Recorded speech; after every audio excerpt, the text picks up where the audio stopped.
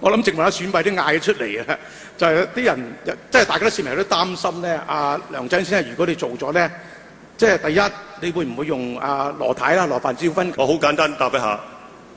羅太佢已經公開通過媒體表示過，佢已經退休。佢呢段期間呢，只不過幫我做競選工作。我亦都從來冇向佢或者任何我團隊裏邊嘅人係提出過任何如果我當選行政長官嘅時候呢，係公職嘅邀請。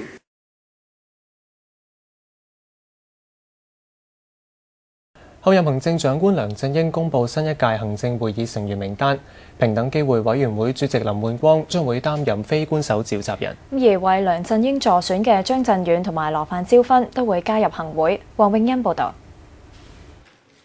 梁振英嘅問責班子會全數成為官方成員，非官守成員亦都多達14個。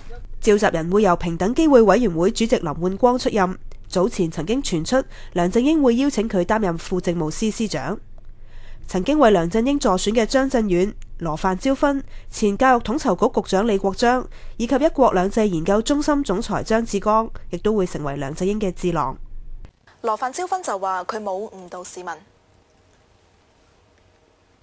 我點解唔到啊？我冇，因為你哋有好多人都問我，咁行會做唔做？我就話等人哋即係 offer 俾我先啦。我都係咁樣講嘅，我係冇講到好即係好清晰話係咩，但係我講得好清晰嘅咧，就係我唔會加入問責班子嘅。已經覺得咧自己已經唔係一個婦女啊！